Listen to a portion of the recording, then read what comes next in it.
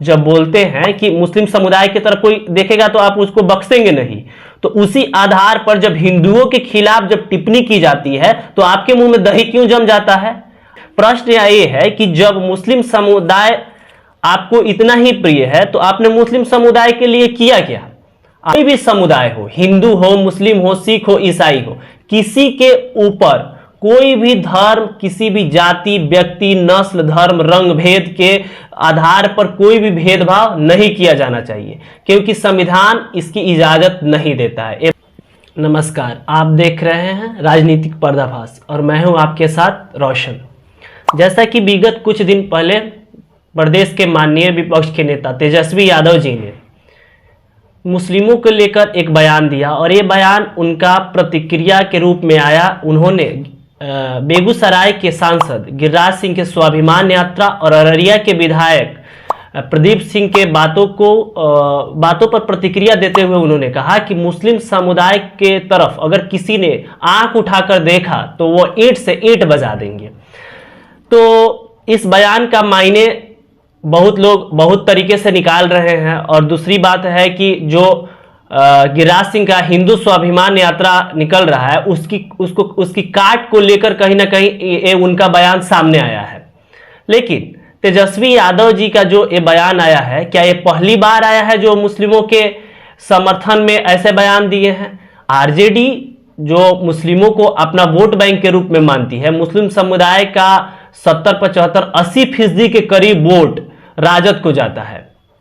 दूसरी बात यह है, तो इसको लेकर भी वोटों की अगर गणित को भी समझा जाए तो इसको लेकर भी राजद की ऐसी बयान, और एक तरह से देखा जाए तो तेजस्वी यादव जी का भी ऐसा बयान, कोई अतिशयोक्ति नहीं है कि उन्होंने ऐसा बयान दिया। दूसरी बात यह है कि मुस्लिम समुदाय को लेकर इतनी छोटी छोटी बयानों पर आप अपना टिप्पणी करने वाले तेजस्वी यादव जी, जब हिंदुओं के खिलाफ जब बोला जाता है तो आप चुप क्यों रहते हैं? जब उधर एग्रेशन दिखाने के लिए तेजस्वी यादव आगे आए। दूसरी बात यह है कि कोई भी समुदाय हो, हिंदू हो, मुस्लिम हो, सिख हो, ईसाई हो, किसी के ऊपर कोई भी धर्म, किसी भी जाति, व्यक्ति, नस्ल, धर्म, रंग भेद के आधार पर कोई भी भेदभाव नहीं किया जाना चाहिए, क्योंकि संविधान इसकी इजाजत नहीं देता है। ये भारत है, ये कोई बनाना रिपब्लिक नहीं है, ये सभी जानते हैं और इसलिए यहाँ पे सभी संप्रदाय धर्म के लोग खुशी रहते हैं। दूसरी बात यहाँ पे ये है कि तेजस्वी यादव जी जब कहते हैं कि वो मुस्लिमों का सबसे बड़ा खैर ख्वाह है, तो एक प्रश्न उन पर भी उठता है कि आप मुस्लिम समुदाय के, अच्छा है कि बहुत बड़े खैर ख्वाह हैं, इसमें कोई गलती नहीं है कि आप अल्पसंख्यकों को अपना समझते हैं और अधिकतर सभी पार्टियां अपने अपने राजनीतिक फायदे के अनुसार वोट बैंक तय कर लेती है। लेकिन प्रश्न ये है कि जब मुस्लिम समुदाय आपको इतना ही प्रिय है तो आपने मुस्लिम समुदाय के लिए किया क्या? आज प्रश्न तो आपसे यही पूछा जाएगा ना कि आप मुस्लिम समुदाय को जब अपना मानते हैं तो आपने मुस्लिम समुदाय के लिए आज तक क्या किया है, उसको बताइए। आप बताइए, क्या सचर्स कमेटी के जो भी रिपोर्ट आए वो क्या जो पब्लिक डोमेन में है, क्या वो लागू किए गए? क्या आपने उनकी राजनीति की, उनका नाम लेकर, मुस्लिम समुदाय के नाम लेकर आपने राजनीति की? तो क्या आपने उनकी साक्षरता दर को आगे बढ़ाया? क्या आपने बिहार के मुस्लिमों को मुख्यधारा में जोड़ा? क्या आपने बिहार के मुस्लिमों को सरकारी नौकरी में उनकी सहभागिता को आगे बढ़ाया? क्या आपने बिहार के मुसलमानों के लिए स्कूल, शिक्षा और स्वास्थ्य जैसी सेवाओं के लिए आगे आकर आपने बात की? क्या आपने मुस्लिम महिलाओं की आज़ादी के लिए, और मुस्लिम आज़ादी के मतलब समझिए तो क्या मुस्लिम महिलाओं को जो ट्रिपल तलाक से जो आज़ादी की बात की गई, क्या आपने उसका समर्थन किया?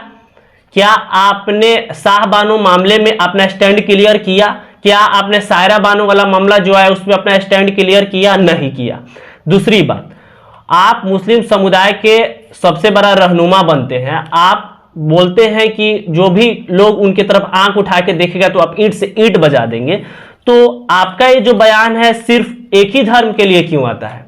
आप जब बोलते हैं कि मुस्लिम समुदाय की तरफ कोई देखेगा तो आप उसको बख्शेंगे नहीं, तो उसी आधार पर जब हिंदुओं के खिलाफ जब टिप्पणी की जाती है तो आपके मुंह में दही क्यों जम जाता है? आपके मुंह में हर एक छोटी छोटी बयानों पर आप अपना टिप्पणी करने वाले तेजस्वी यादव जी, जब हिंदुओं के खिलाफ जब बोला जाता है तो आप चुप क्यों रहते हैं? जब उदयनिधि स्टालिन आपके कोalition पार्टनर है, इंडिया गठबंधन का वो पार्टी डीएमके, उसका विधायक बोलता है, उसका मंत्री बोलता है उदयनिधि स्टालिन, और सिर्फ मंत्री ही नहीं, वो तमिलनाडु के मुख्यमंत्री के बेटे भी हैं। वो जब HIV एड्स से सनातन धर्म को जब तुलना कर देते हैं, उस समय आपके मुंह में दही क्यों जम जाती है? दूसरी बात, आपके मंत्री प्रोफेसर चंद्रशेखर जब रामचरितमानस को पोटेशियम साइनाइड बोलते हैं तो आप क्यों चुप रहते हैं? आपके पार्टी के द्वारा बता दिया जाता है कि वो निजी बयान है, आपने उस बयान का खंडन क्यों नहीं किया? आप क्यों नहीं बोले कि जो हिंदू के खिलाफ बोलेगा तो आप ईंट से ईंट बजा देंगे? ऐसी जो दोहरी नीति है, इससे सभी को गुरेज है। दूसरी बात, आप बात करते हैं कि मुस्लिम समुदाय की बढ़ोतरी को, और उन बढ़ोतरी के लिए आपने कभी बात की? नहीं की। मैं बताता हूं मुस्लिम समुदाय ने आप लोगों को कितना वोट किया। 2015 का विधानसभा चुनाव याद होगा तेजस्वी यादव जी, राजद, कांग्रेस और जेडीयू साथ में लड़ रही थी। 77% मुसलमानों ने आपको वोट किया, जबकि भाजपा और उनके सहयोगियों को मात्र 7.8% वोट मिला। और आपने उनको क्या दिया? आपने उन मुसलमानों के लिए क्या किया? आपके पास अगर 5 ऐसी पहलुएं हैं जो मुस्लिम लोगों को मुख्य धारा में जोड़ रही है, उसको आज बताइए। दूसरी बात, 2019 लोकसभा की भी चुनाव की बात की जाए तो CSDS सर्वे के अनुसार भाजपा, जदयू और लोजपा की मुस्लिम वोट परसेंटेज की बात किया जाए तो मात्र 6% थी, जबकि राजद, कांग्रेस और हम और वीआईपी की बात किया जाए तो 77% मुस्लिमों ने आपको वोट किया। लेकिन आपने मुस्लिमों के लिए क्या किया? आपको मुस्लिम समुदाय टोकरी भर भर के वोट देते आ रहा है, लेकिन आपने मुस्लिम समुदाय को क्या दिया? आपने मुस्लिम समुदाय को सिर्फ सच्चर कमेटी दिया, आपने सिर्फ मुस्लिम समुदाय को कुंडू कमेटी दिया, आप सिर्फ लाफाजी दिए। आपने बोला कि ईंट से ईंट बजा देंगे, लेकिन उनके बच्चों को स्कूल तक नहीं भेजा। आज उनकी शिक्षा की दर देखा जाए तो हिंदू दलितों से भी नीचे है। इसकी जिम्मेवारी कौन लेगी? इसकी जिम्मेवारी कौन लेगी? जो समाज, जो धर्म आपको 80% के करीब वोट दे रहा है, प्रत्येक राज्य में आपको सहयोगियों को वोट दे रहा है, वहां की स्थिति और आपके बिहार की स्थिति दोनों को मिला के देखा जाए तो मुस्लिम समुदाय दोनों जगह पिछड़ा हुआ है। इसकी जिम्मेवारी कौन लेगा? इसकी जिम्मेदारी बताइए कौन लेगा? और दूसरी बात, रिपोर्ट के अनुसार यह भी कहा गया है कि 6 से 14 वर्ष के जो मुस्लिम समुदाय के बच्चे हैं वो स्कूल नहीं जा रहे हैं। आपने कभी इस पर बात की? आपने सिर्फ धर्म के नाम पर मुस्लिम समुदाय का समर्थन किया। किसी भी धार्मिक चीज को लेकर आगे, किसी भी धर्म को लेकर उसका समर्थन करना राजनीतिक पार्टियों को खासकर यह शोभा नहीं देता है, चाहे भाजपा हो, राजद हो या जदयू हो। लेकिन आपने मुस्लिम समुदाय को कोट करते हुए, मुस्लिम समुदाय के नाम को लेते हुए आपने कहा कि वो ईंट से ईंट बजा देंगे। तो ठीक है, कोई भी धर्म पर जब भी टिप्पणी की जाती है तो नेताओं को आगे बढ़कर उसका खंडन करना चाहिए, लेकिन वही जब हिंदू धर्म की बात आती है तो आपके मुंह में दही क्यों जम जाता है? ये जो सेकुलरिज्म का जो चोला पहनते हैं आप लोग, तो उस पर हिंदू धर्म पर जब टिप्पणी की जाती है तो उस पर आप लोग क्यों नहीं बोलते हैं? क्या न्याय भी पक्षपात करती है? क्या धर्म की राजनीति करते करते आप लोग इतने अंधे और बहरे गूंगे हो गए कि जब हिंदू धर्म पे कुछ बोला जाता है तो आप लोग को ना दिखाई देता है, ना सुनाई देता है, और ना मुंह से कुछ फूटते हैं आप लोग? इसकी जिम्मेवारी कौन लेगा?